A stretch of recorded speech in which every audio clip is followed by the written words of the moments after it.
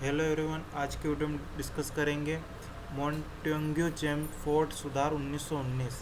ये इम्पोर्टेंट है आपके लिए। चलिए आज का वीडियो शुरू करते हैं।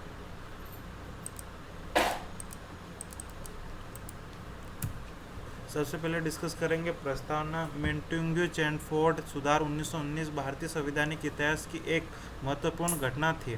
इन सुधारों का उद्देश्य भारत में सीमित स्तर पर उत्तरदायी शासन की स्थापना करना तथा भारतीयों को प्रशासन में अधिक भागीदारी देना है। इन सुधारों के आधार पर भारत सरकार अधिनियम 1919 पारित किया। इसका नाम तत्कालीन भारत सचिव एडविन मेंटोन्यू तथा भारत के वाइस रॉय लॉर्ड चेम्सफोर्ड के नाम पर रखा गया। यद्यपि इन सुधारों ने भारत को कुछ राजनीतिक अधिकारों को प्रदान किए, फिर भी यह स्वशासन की भारतीय मांगों को पूरा नहीं कर सके। इसलिए इनकी व्यापक आलोचना हुई और आगे चलकर स्वतंत्रता आंदोलन और अधिक तेज हो गया। मोंटेग्यू चेम्सफोर्ड सुधारों की पृष्ठभूमि। 20वीं शताब्दी के प्रारंभ में भारत में राष्ट्रीय चेतना तेजी से विकसित हो रही थी।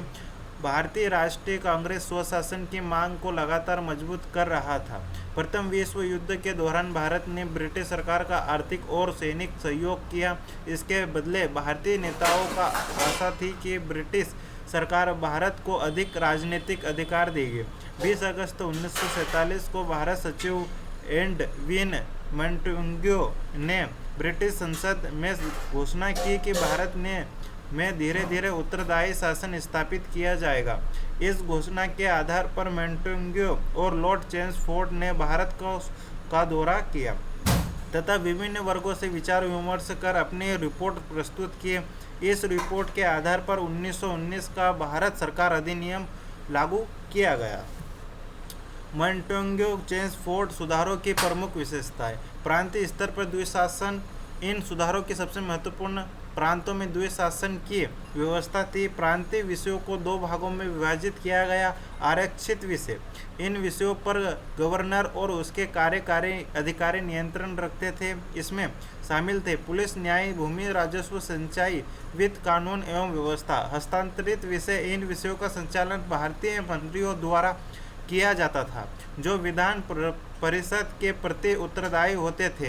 इनमें शामिल थे शिक्षा, कृषि, स्थानीय स्वशासन, सार्वजनिक स्वास्थ्य, उद्योग, सहकारिता। इस व्यवस्था का उद्देश्य भारतीयों को प्रशासनिक अनुभव देना था, लेकिन वास्तविक शक्ति गवर्नर के पास ही रहती थी। केंद्रीय शासन में परिवर्तन। केंद्र में उत्तरदायी शासन स्थापित नहीं किया गया। वायसरॉय के पास व्यापक शक्तियां बनी रही। केंद्र में द्विशासन विधानमंडल की स्थापना की गई। राज्य परिषद, केंद्रीय विधानसभा दोनों सदनों के आधार पर सीमित थे तथा वायसरॉय किसी भी विधेयक को रोक सकता था। मतदाता का विस्तार। पहली बार सीमित रूप में चुनाव की व्यवस्था लागू की गई। मतदाता का अधिकार सभी नागरिकों को नहीं दिया गया था। केवल वही लोग मतदाता कर सकते थे जो निश्चित करदाता हो, भूमि के स्वामी हो, शिक्षा अथवा आय की निर्धारित योग्यता रखते हो। इस कारण बहुत कम भारतीय मतदाता बन सके। पृथक निर्वाचन। मुसलमानों के लिए पहले से चला आ रही पृथक निर्वाचन प्रणाली को जारी रखा गया। इसके अतिरिक्त कुछ अन्य वर्गों जैसे सिख, यूरोपीय, एलो इंडियन और भारतीय ईसाई को भी पृथक प्रतिनिधित्व दिया गया। इस नीति की आलोचना इसलिए हुई क्योंकि इससे सांप्रदायिक विभाजन को बढ़ावा मिला। विधान परिषदों का विस्तार। केंद्रीय और प्रांतीय विधान परिषदों में निर्वाचित सदस्यों की संख्या बढ़ाई गई। सदस्यों को प्रशासन पूछने का अधिकार, बजट पर चर्चा, प्रस्ताव रखने का अधिकार प्राप्त हुआ, लेकिन अंतिम निर्णय सरकार के हाथों में ही रहा था। लोक सेवा आयोग। इन सुधारों के आधार पर आगे चलकर लोक सेवा आयोग की स्थापना का मार्ग प्रशस्त हुआ। इसका उद्देश्य सरकारी सेवाओं में भर्ती प्रक्रिया को अधिक व्यवस्थित बनाना था। उच्चायुक्त की नियुक्ति। ब्रिटेन में भारत के हितों का प्रतिनिधित्व करने के लिए भारतीय उच्चायुक्त के पद की व्यवस्था की गई।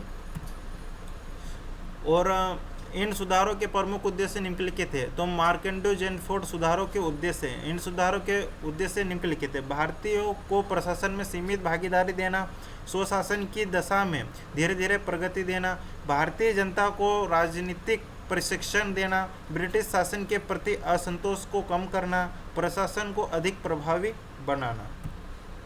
सुधारों के लाभ। इन सुधारों में कुछ सकारात्मक परिवर्तन हुए। भारतीयों की पहली बार प्रशासनिक उत्तरदायित्व मिला, चुनाव प्रणाली का विस्तार हुआ, विधान परिषदों में चर्चा और बहस की परंपरा विकसित हुई।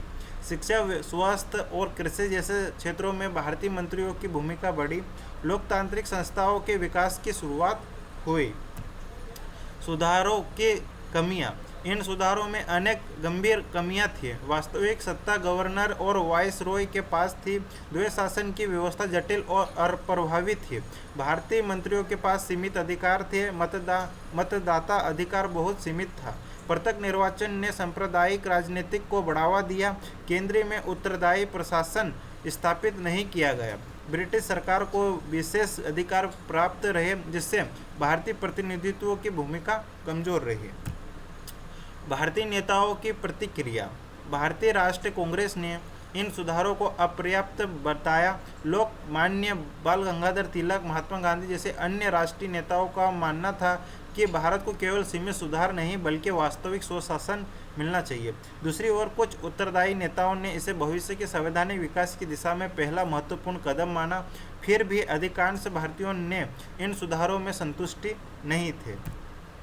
ऐतिहासिक महत्व डिस्कस कर लेते हैं। तो मॉन्टेग्यू चेम्सफोर्ड सुधार भारतीय संविधान विकास का एक महत्वपूर्ण चरण थे। इन सुधार ने लोकतांत्रिक संस्थाओं के विकास की शुरुआत की, चुनाव और प्रतिनिधित्व की प्रक्रिया को आगे बढ़ाया। भारतीय नेताओं को प्रशासनिक अनुभव प्रदान किया गया और भविष्य के संवैधानिक सुधारों को विशेषकर भारत सरकार अधिनियम 1935 का आधार तैयार किया गया।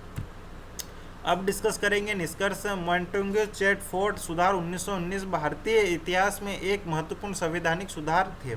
इन सुधारों ने भारतीयों को सीमित राजनीतिक अधिकार और प्रशासनिक में भागीदारी दी, परंतु वास्तविक सत्ता ब्रिटिश सरकार के हाथों में ही बनी रही। इसलिए यह सुधार भारतीय जनता की अपेक्षाओं पर खरे नहीं उतरे। इसके बावजूद इनका ऐतिहासिक महत्व अत्यंत बड़ा है, क्योंकि इन्होंने भारत में लोकतांत्रिक शासन प्रणाली के विकास की नींव रखी तथा स्वतंत्रता आंदोलन की नई दिशा प्रदान की। आज के वीडियो में इतना ही। जय हिंद, जय भारत।